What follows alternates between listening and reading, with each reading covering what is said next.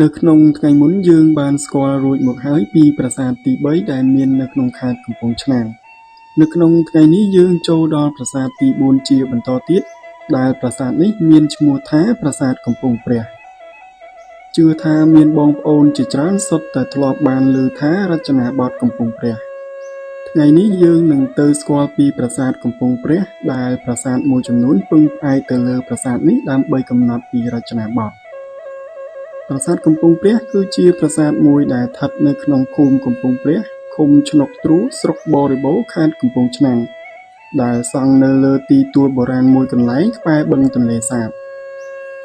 តាមប្រភពគេហទំព័រដែលខ្ញុំបានស្រាវជ្រាវបានរៀបរាប់ថាប្រាសាទនេះមានអាយុកាលយូរណាស់ហើយពោលគឺមុនសម័យអង្គរទៅទៀតដែលគេចាត់ទុកជាស្នាដៃសិល្បៈដ៏អស្ចារ្យហើយឈរឈ្មោះថាជាប្រាសាទដែលផ្ដល់នាមឲ្យជារចនាបថកំពង់ព្រះដែលមានប្រាសាទមួយចំនួនត្រូវពឹងផ្អែកទៅលើប្រាសាទមួយនេះដើម្បីកំណត់ពីរចនាបថរបស់ប្រាសាទនោះលក្ខណៈពិសេសរបស់ប្រាសាទនេះគឺសង់នៅលើទីទួលដែលមានផ្ទៃដីជិត2ហិកតាបើទោះបីជាជុំវិញតំបន់នោះលិចទឹកជារៀងរាល់ឆ្នាំក៏ដោយក៏ទីទួលមួយកន្លែងនេះមិនដែលលិចទឹកនោះឡើយនៅរដូវវស្សាការធ្វើដំណើរទៅកាន់ប្រាសាទនេះគឺត្រូវការធ្វើដំណើរដោយទូកឬកាណូតទើបអាចទៅដល់ប្រាសាទនេះបានប្រាសាទកំពង់ព្រះត្រូវបានកសាងឡើងដោយព្រះនាងជ័យទេវីក្នុងចុងសតវត្សទី7ឆ្នាំ681ដល់ដើមសតវត្សទី8ឆ្នាំ713ដែលសង់ឡើងដើម្បីឧទ្ទិសថ្វាយដល់ព្រហ្មញ្ញសាសនាដោយដែលមានរឿងដំណាលថាមានមេទ័ពស្រីមួយបានសន្យាថានឹងធ្វើការកសាងប្រាសាទជាការតបស្នងប្រសិនបើទទួលបានជ័យជំនះក្នុងការធ្វើសឹកសង្គ្រាមដោយព្រះនាងជ័យទេវីនេះគឺជាបុត្រីរបស់ព្រះបាទជ័យវរ្ម័នទី1ហើយព្រះនាងក៏បានធ្វើសឹកសង្គ្រាមឈ្នះរួចក៏ធ្វើការកសាងប្រាសាទទៅតាមពាក្យសន្យារបស់ទ្រង់ចំពោះទីតាំងខាងលើមានតួប្រាសាទ2គឺប្រាសាទប្រុសដែលជាប្រាសាទតូចនិងប្រាសាទស្រីដែលជាប្រាសាទធំក្នុងពេលបច្ចុប្បន្ននៅលើទួលប្រាសាទបុរាណនេះក៏ជាទីអារាមមួយដែរដែលមានឈ្មោះថាវត្តទួលព្រះស្រីជ័យសូរ្យវង្សហៅវត្តកំពង់ព្រះដែលត្រូវបានកសាងឡើងជាច្រើនសតវត្សរួចមកហើយបច្ចុប្បន្នប្រាសាទប្រុសដែលជាប្រាសាទតូចសង់ឡើងពីឥដ្ឋមានលក្ខណៈទ្រុឌទ្រោមណាស់ទៅហើយតែអ្វីដែលគួរឲ្យចាប់អារម្មណ៍ខ្លាំងនោះគឺប្រាសាទស្រីដែលមានឈ្មោះជាផ្លូវការថាប្រាសាទកំពង់ព្រះនៅមានលក្ខណៈរឹងមាំនិងមានភាពស្រស់ស្អាតខ្លាំងណាស់ដែលគួរឲ្យជាប់ចិត្តនិងចង់គយគន់ខ្លាំងក្រៃលែងប្រាសាទនេះត្រូវបានកសាងឡើងពីឥដ្ឋនិងថ្មភក់មានទំហំ5ម៉ែត្រគុណ6ម៉ែត្រនិងមានកម្ពស់ប្រហែល10ម៉ែត្រប្រាសាទនេះ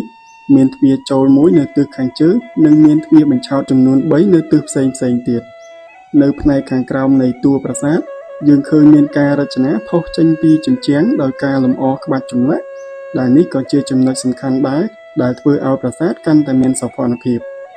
បើយើងមើលទៅលើទ្វារចូលយើងឃើញថាសសរផ្អោកមានការលម្អទៅដោយក្បាច់ចម្លាក់យ៉ាងប្រណិតរីឯនៅតាមជ្រុងនៃជញ្ជាំងក៏ឃើញមានសសរផុសចេញពីជញ្ជាំងបន្តិចថែមទាំងមានក្បាច់ចម្លាក់ដូចសសរផ្អោកដែរដែលក្បាច់ចម្លាក់ទាំងនោះគឺជាក្បាច់ផ្កាភ្ញីដែលបង្ហាញពីភាពសម្បូររុងរឿងថ្កុំថ្កើងនិងមានឥទ្ធិពលប្រកបដោយការគោរពទៅលើសាសនាចំពោះសសរពេជ្រមានរាងមូលក៏មានការរចនាក្បាច់ចម្លាក់យ៉ាងប្រណិតផងដែរដែលក្បាច់ចម្លាក់ទាំងនោះមានដូចជាក្បាច់ផ្កាភ្ញីក្បាច់ត្របកឈូកនិងក្បាច់ពងត្រីជាដើមដែលមើលទៅពិតជាស្រស់ស្អាតខ្លាំងណាស់ហើយចំពោះផ្តែរទ្វារចូលយើងឃើញថាក្បាច់ទាំងនោះបានខូចខាតអស់ទៅហើយពោលគឺឃើញនៅតែស្លាកស្នាមចម្លាក់រាងដងធ្នូផ្ដេកតែប៉ុណ្ណោះក្រៅពីនេះពុំមានឃើញអ្វីនោះទេបើមើលទៅលើផ្នែកខាងលើនៃទ្វារចូលយើងក៏ឃើញមានក្បាច់ចម្លាក់រាងជាដងធ្នូដែលក្នុងនោះមានរូបចម្លាក់ផុសឡើងចំនួន3នៅចំខាងក្រោមដងធ្នូតែមានសភាពបែកបាក់និងរលុបអស់ខ្លះដែលមិនអាចឲ្យយើងមើលដឹងបានថាជាចម្លាក់រូបអ្វីនោះទេក្រឡេកទៅមើលទ្វារបញ្ឆោតវិញម្ដងយើងឃើញថាសសរផ្អោកសសរពេជ្រនិងផ្នែកខាងលើនៃទ្វារមានលក្ខណៈដូចទៅនឹងទ្វារចូលដែរតែនៅទ្វារបញ្ឆោតនេះយើងឃើញផ្តែរនៅមានក្បាច់ចម្លាក់យ៉ាងស្រស់ស្អាតនិងច្បាស់លាស់ផងដែរពោលគឺផ្តែរទ្វារនេះបានឆ្លាក់ជាក្បាច់រាងដងធ្នូផ្ដេកនិងមានឆ្លាក់ក្បាច់ភ្ញីទេសក្នុងទម្រង់វង្សហៀននៅខាងក្រោមដងធ្នូ និងខាងចុងនៃក្បាច់ដងធ្នូក៏មានក្បាច់ភ្ញីទេសគូចឡើងលើផងដែររីឯផ្នែកខាងលើដងធ្នូមានក្បាច់ជាស្លឹកភ្ញីទេសតូចៗនិងនៅពីលើវាខណ្ឌដោយបន្ទាត់ត្រង់មួយព្រមទាំងមានក្បាច់មូលតូចៗជាច្រើននៅពីលើបន្ទាត់នោះថែមទៀតផងដែលមើលទៅលើផ្តែរទ្វារបញ្ឆោតនេះពិតជាស្អាតប្រណិតខ្លាំងណាស់ចំពោះផ្ទៃទ្វារបញ្ឆោតខ្លះមានការឆ្លាក់ជាផ្កាច័ន្ទលាតលាយជាមួយនឹងក្បាច់ផ្កាច័ន្ទក្នុងរង្វង់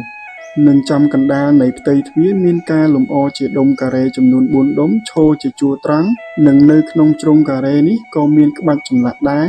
ដែលមើលទៅទំនងប្រហែលជាមានចម្លាក់រូបទេពអ្វីមួយហើយនៅចន្លោះជ្រុងដុំការ៉េនេះក៏មានចង្វាយក្បាច់ភ្ញីទេសផងដែររីឯទ្វារបញ្ឆោតផ្សេងទៀតក៏មានការលម្អក្បាច់ចម្លាក់ដែរតែក្បាច់ចម្លាក់ទាំងនោះត្រូវបានរលុបអស់ទៅហើយចំពោះផ្នែកកំពូលប្រាសាទមានរាងជាថ្នាក់តូចឡើងរហូតដល់ចុងនៃកំពូលដែលនេះជាការតំណាងឲ្យភ្នំព្រះសុមេរុដែលជាឋានសួគ៌នៅក្នុងសាសនាហើយយើងក៏ឃើញមានការលម្អជាក្បាច់ចម្លាក់តូចគ្រប់កន្លែងយ៉ាងច្រើនផងដែរដែលមើលទៅពិតជាល្អិតល្អន់ខ្លាំងណាស់ហើយអ្វីដែលគួរឲ្យកត់សម្គាល់បន្ថែមទៀតនោះគឺបើមើលទៅលើប្រាសាទក្នុងពេលបច្ចុប្បន្ននៅជាប់ជញ្ជាំងប្រាសាទយើងពុំឃើញមានប្រាសាទអណ្ដែតដោយប្រាសាទប្រុសនិងប្រាសាទស្រីក្នុងស្រុកកំពង់លែងនោះទេនេះអាចមកពីការរចនាមានភាពខុសគ្នាខ្លះឬអាចមកពីប្រាសាទនេះមានលក្ខណៈសាមញ្ញនៅលើផ្ទៃជញ្ជាំងតែផ្នែកផ្សេងមានការលម្អយ៉ាងអស្ចារ្យដែលស័ក្តិសមទៅនឹងបរិបទវប្បធម៌សាសនានិងមួយវិញទៀតអាចទំនងមកពីមានការបែកបាក់ព្រោះបើមើលទៅលើផ្ទៃជញ្ជាំងខ្លះក៏មានស្លាកស្នាមខ្លះផងដែរដែលត្រង់ចំណុចនេះខ្ញុំក៏ពុំបានដឹងច្បាស់ដែរថានៅលើផ្ទៃជញ្ជាំងប្រាសាទមានប្រាសាទអណ្ដែតឬក៏អត់នោះទេ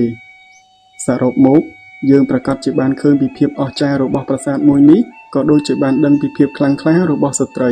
ព្រោះប្រាសាទនេះបានកសាងឡើងដោយព្រះនាងជ័យទេវីដែលជាមេទ័ពស្រីដ៏ខ្លាំងក្លាម្នាក់ដែលច្បាំងឈ្នះក្នុងសឹកសង្គ្រាមដែលនេះបានបញ្ជាក់យ៉ាងច្បាស់ថាស្ត្រីក៏អាចខ្លាំងក្លាដូចជាបុរសបានដែរហើយវាក៏បានបង្ហាញពីជំនឿដ៏ស័ក្តិសិទ្ធិផងដែរព្រោះព្រះនាងបាននិយាយថានឹងធ្វើការសាងសង់ប្រាសាទនៅពេលដែលធ្វើសឹកសង្គ្រាមឈ្នះហើយនៅទីបំផុតព្រះនាងក៏ទទួលបានជ័យជំនះពិតប្រាកដមែនលើសពីនេះទៅទៀតអ្វីដែលអស្ចារ្យជាងនេះទៀតនោះគឺស្នាដៃស្ថាបត្យកម្មគឺវាពិតជាអស្ចារ្យខ្លាំងណាស់ចំពោះសំណង់ប្រាសាទបុរាណមួយនេះដែលការសាងសង់ពោរពេញទៅដោយភាពប៉ិនប្រសប់ច្បាស់លាស់ល្អិតល្អន់គ្រប់ចំណុចទាំងអស់រួមទាំងបង្កប់នូវអត្ថន័យថែមទៀតផងដែលសុទ្ធតែជារឿងដែលយើងនឹកស្មានមិនដល់ហើយនេះគឺជាការពិតដ៏អស្ចារ្យបំផុតដែលយើងបានឃើញបានស្គាល់ពីភាពឥតខ្ចោះទាំងនេះហើយពិតជារំភើបខ្លាំងណាស់ដែលប្រាសាទបុរាណមួយនេះនៅមានរូបរាងយ៉ាងស្រស់ស្អាតបែបនេះដល់សព្វថ្ងៃបើទោះបីជាប្រាសាទបុរាណមួយនេះមានអាយុកាលរាប់ពាន់ឆ្នាំហើយក៏ដោយហើយវាពិតជាគួរឲ្យសោកស្ដាយខ្លាំងណាស់ប្រសិនបើសម្បត្តិវប្បធម៌ប្រាសាទបុរាណដ៏អស្ចារ្យមួយនេះបានបាត់បង់នៅថ្ងៃណាមួយដោយសារតែការមិនបានយកចិត្តទុកដាក់ថែទាំរបស់យើងទាំងអស់គ្នាដូច្នេះហើយសូមបងប្អូនទាំងអស់គ្នាចូលរួមថែរក្សានិងលើកតម្កើងប្រាសាទបុរាណមួយនេះដែលជាសម្បត្តិវប្បធម៌ដ៏ថ្លៃថ្លាសម្រាប់ប្រជាជាតិខ្មែរទាំងក្នុងពេលបច្ចុប្បន្ននិងក្នុងពេលអនាគតទន្ទឹមនឹងនេះក៏សូមចូលរួមផ្សព្វផ្សាយឲ្យបានទូលំទូលាយជាទីបំផុតដើម្បីឲ្យគ្រប់គ្នាបានដឹងបានស្គាល់ពីភាពអស្ចារ្យរបស់ប្រាសាទបុរាណមួយនេះផងហើយក៏សង្ឃឹមថាប្រាសាទបុរាណមួយនេះនឹងមានវត្តមានគង់វង្សជានិរន្តរ៍ដល់អ្នកជំនាន់ក្រោយ។